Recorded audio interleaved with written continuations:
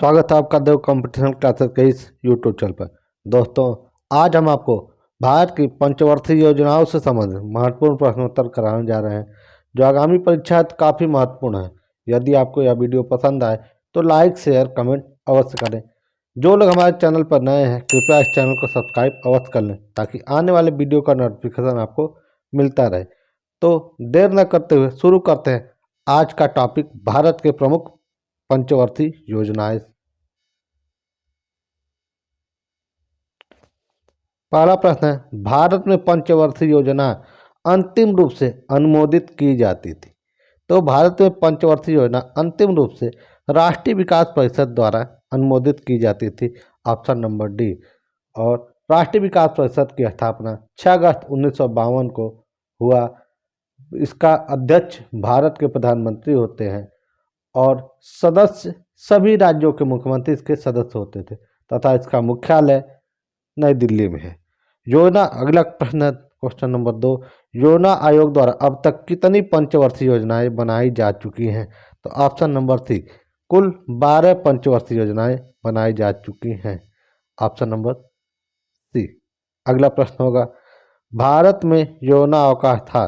तो भारत में योजना अवकाश तीसरी पंचवर्षीय योजना के बाद, जो सूखा पड़ा था 1966 में के बाद, योजना अवकाश 3 वर्ष का था। प्रथम योजना अवकाश 3 वर्ष का था 1966 से 69 के मध्य। तो ऑप्शन नंबर बी। अगला प्रश्न है, प्रथम पंचवर्षीय योजना में किस क्षेत्र को प्रमुखता दी गई थी? तो प्रथम पंचवर्षीय योजना के दौरान कृषि क्षेत्र पर विशेष जोर दिया गया था। तो ऑप्शन नंबर बी। और इसी पंचवर्षीय योजना के दौरान हीराकुंड, भाखड़ा नागल एवं दामोदर घाटी परियोजनाओं का शुरुआत हुआ था।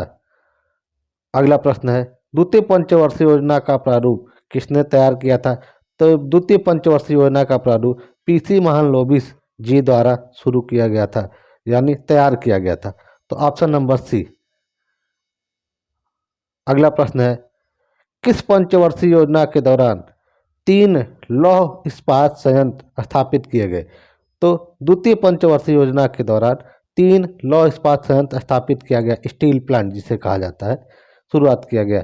Option number B. Option number B, जिसके अंतर्गत दुर्गापुर स्टील प्लांट जो पश्चिम बंगाल में है ब्रिटेन के सहयोग से, राउरकेला जो उड़ीसा में है जर्मनी के सहयोग से, और भिलाई जो छत्तीसगढ़ में है स्थित स्टील प्लांट रूस के सहयोग से स्थापित किया गया। अगला प्रश्न है, तृतीय पंचवर्षीय योजना की कार्यनीति में सर्वाधिक बल किस क्षेत्र पर के विकास को दिया गया? तो कृषि क्षेत्र के विकास पर दिया गया था, तथा तीसरी पंचवर्षीय योजना के दौरान ही जो कृषि पर विशेष जोर दिया गया, यही हरित क्रांति का न्यू माना जाता है। अगला प्रश्न है, भारत सहायता क्लब की स्थापना हुई। तो भारत सहायता क्लब की स्थापना द्वितीय पंचवर्षीय योजना के दौरान हुई। अगला प्रश्न है, किस पंचवर्षीय योजना अवधि के दौरान सरकार ने वह कृषि नीति बनाई जिससे हरित क्रांति का जन्म हुआ? तो तृतीय पंचवर्षीय योजना। Option number B. अगला प्रश्न है, भारत में गरीबी हटाओ का नारा किस पंचवर्षीय योजना के दौरान दिया गया था?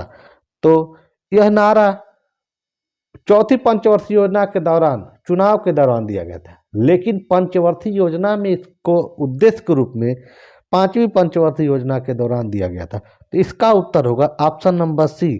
Option number C. अगला प्रश्न है, निम्नलिखित में से कौन सी पंचवर्षीय योजना सही नहीं है, मतलब इसका कार्यकाल सही नहीं है? तो प्रथम पंचवर्षीय योजना 51 से 56 के मध्य चला था। दूसरा था 56 से 61, यह भी सही है। तीसरा 61 से 66, यह भी सही है। चौथी पंचवर्षीय योजना जो था, चौथी पंचवर्षीय योजना 69 से 74 था, 1969 से 74 के मध्य चला था। तो ऑप्शन नंबर डी गलत है, क्योंकि तीसरी पंचवर्षीय योजना के बाद 1966 से 69 के मध्य योजना अवकाश था, जो प्रथम योजना अवकाश के नाम से जाना जाता था।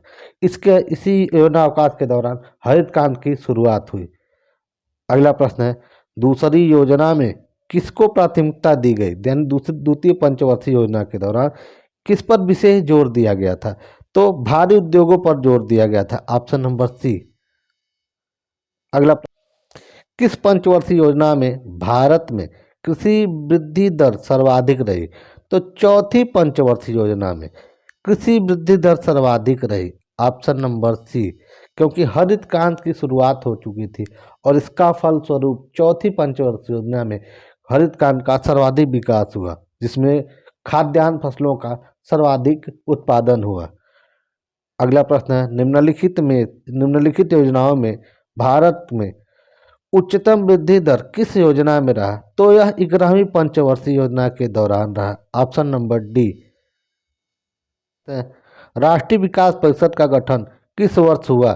तो ऑप्शन नंबर डी, 6 अगस्त 1952 को हुआ, ऑप्शन नंबर डी, 6 अगस्त 1952 को हुआ।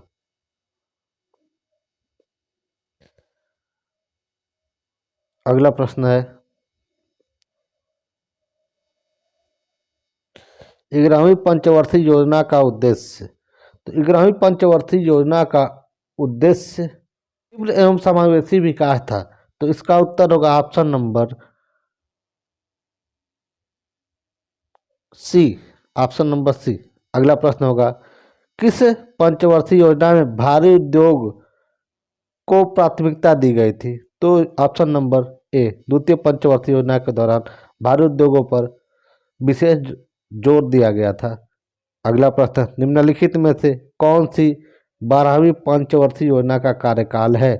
तो 12वीं पंचवर्षीय योजना का कार्यकाल 1 अप्रैल 2012 से 31 मार्च 2017 था, ऑप्शन नंबर सी।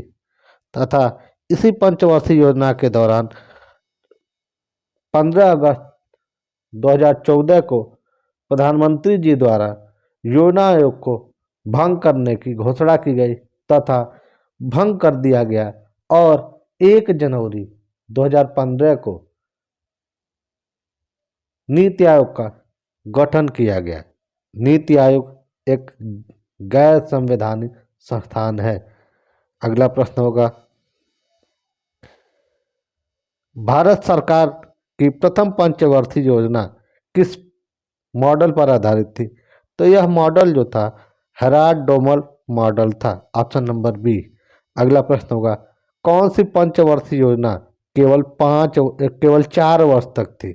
तो 5वीं पंचवर्षीय योजना केवल 4 वर्ष तक थी, क्योंकि 1978 में चुनाव जो हुआ उसका परिणाम स्वरूप भारत में पहली बार गैर कांग्रेसी सरकार बनी और मोरारजी देसाई इस समय भारत के प्रथम गैर कांग्रेसी प्रधानमंत्री बने। उनके द्वारा 5वीं पंचवर्षीय योजना कार्यकाल पूरा करने से पूर्व ही अर्थात 4 वर्ष में ही समाप्त कर दिया गया था तथा इसके बाद अनवरत योजना शुरू किया गया। अगला प्रश्न है, तो द्वितीय पंचवर्षीय योजना का मॉडल पीसी महालनोबिस द्वारा तैयार किया गया था, जिसे महालनोबिस मॉडल कहा जाता है, ऑप्शन नंबर बी। अगला प्रश्न है, तो 1966 से 69 के मध्य, ऑप्शन नंबर बी। यदि आपको यह वीडियो पसंद आए तो कृपया इसे लाइक शेयर और कमेंट अवश्य करें। जो लोग हमारे चैनल पर नए हैं कृपया इस चैनल को सब्सक्राइब अवश्य कर लें ताकि आने वाले वीडियो का नोटिफिकेशन आपको मिलता रहे। पंचवर्षीय योजनाओं से संबंधित इस वीडियो से बाहर प्रश्न बनने की संभावना बहुत कम है, लगभग प्रश्न इसी में समेट दिए जाते हैं। यदि आपको यह वीडियो पसंद आए तो कृपया लाइक तो अवश्य करें। धन्यवाद।